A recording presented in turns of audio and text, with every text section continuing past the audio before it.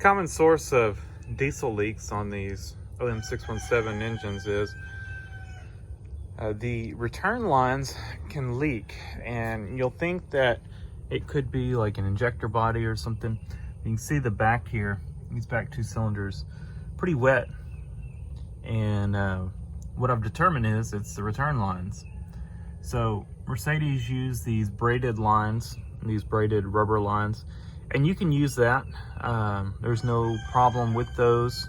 I personally prefer to use Tygon fuel line, just like this. And this is not your, this is real good stuff. This is not your standard, you know, go to Home Depot and get weed eater fuel line. This stuff stays flexible. I can show you the stuff on my other car. It's been on there several years. It's not hardened up like that weed eater stuff gets.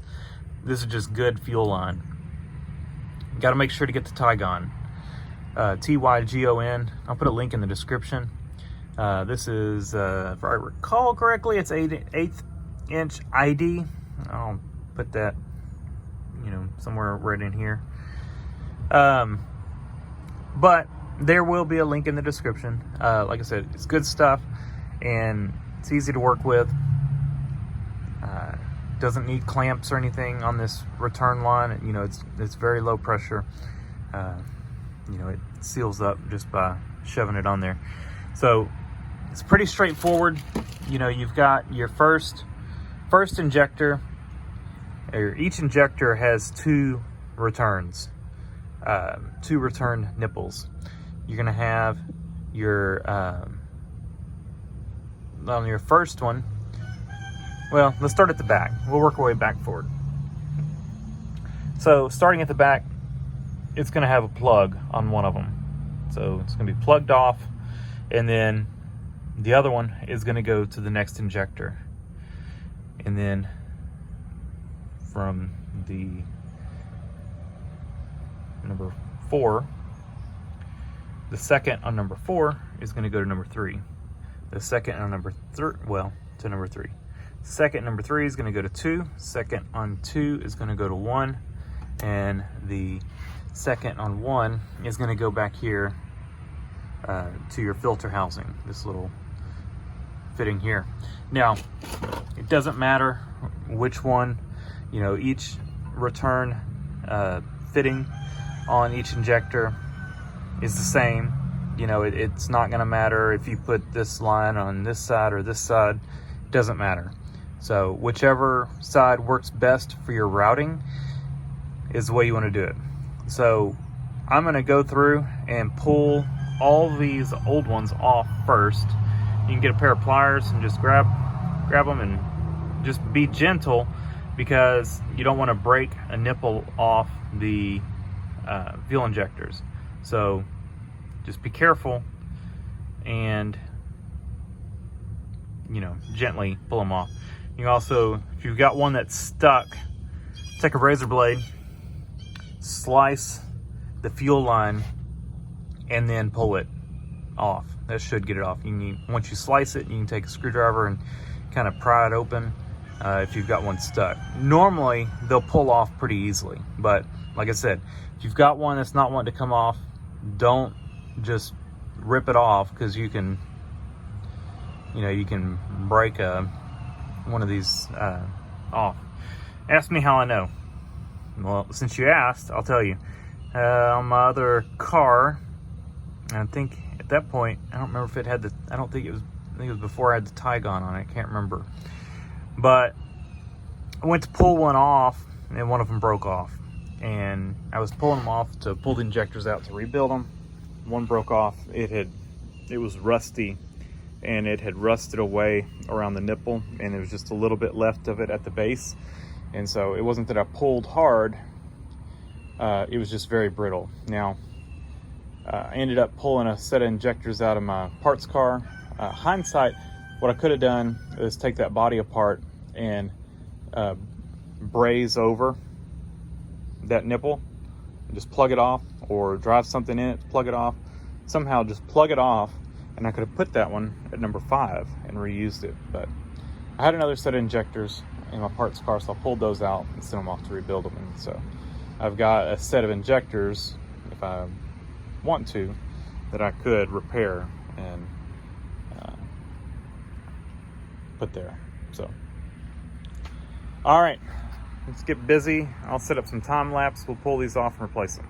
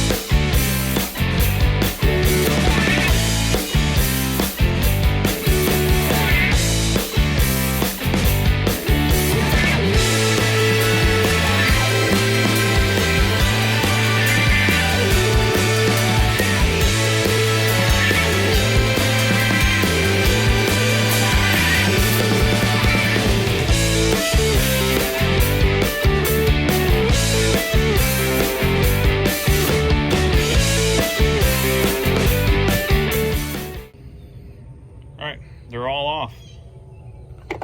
Make sure not to lose your little end stopper. You have to reuse that.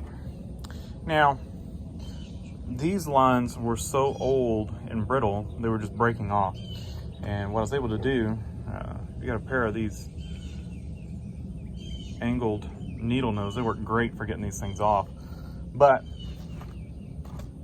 since they were so brittle, the pieces that were stuck on, I was able to just get the pliers on the rubber part of the fuel line, not the nipple, and just pinch and break a piece off of the line so that it opened it up on one side. And these are all broken. And there's one. Well, I guess that one came off. Like this one. See, just broke a piece off and pulled it off. So worked out really well. It worked out easier than cutting them. And those will go in the trash. And we're ready to do our Tygon lines. Now, they had, I think I'm gonna, thinking this through. Yeah, we'll go, and it doesn't matter if you flip front to back, or it doesn't matter. So I'm just gonna go through and kind of figure out the best routing for these and go ahead and just put them in.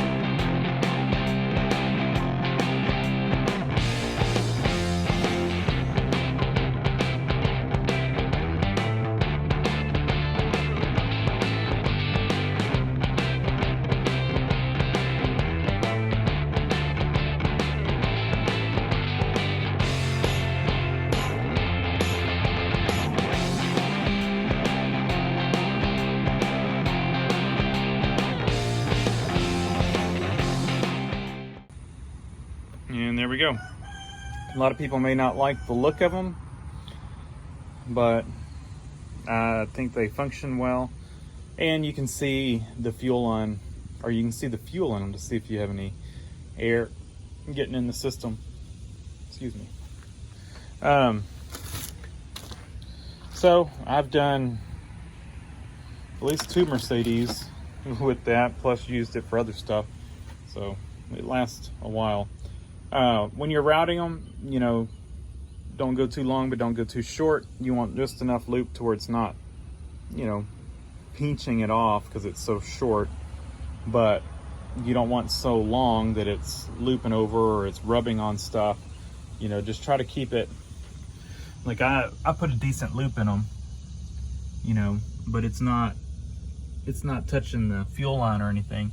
But like on this one, I put a smaller loop because you got to clear the throttle linkage. You don't want that thing sticking all up. You know, before they had it running all around.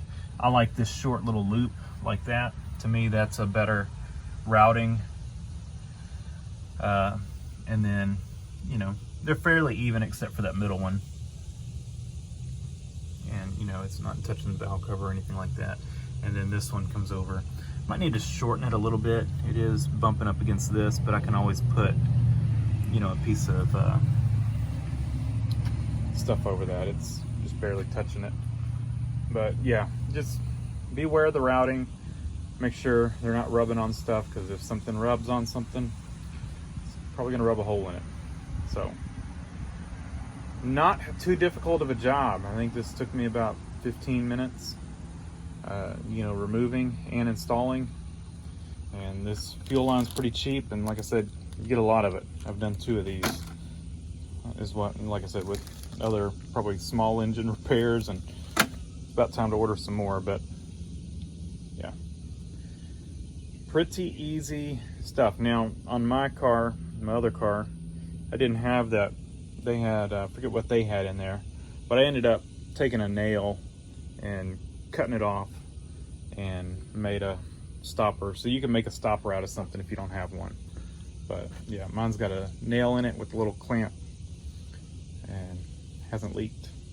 I just took a nail that was about the diameter, a little bit larger than the 1/8 inch hose.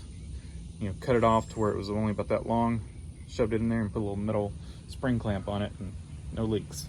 So you could do something like that if you need to, but this one luckily still had the original stopper. I think they had a bolt or something shoved in one of my car when I got it. All right, that's it. Thanks for watching.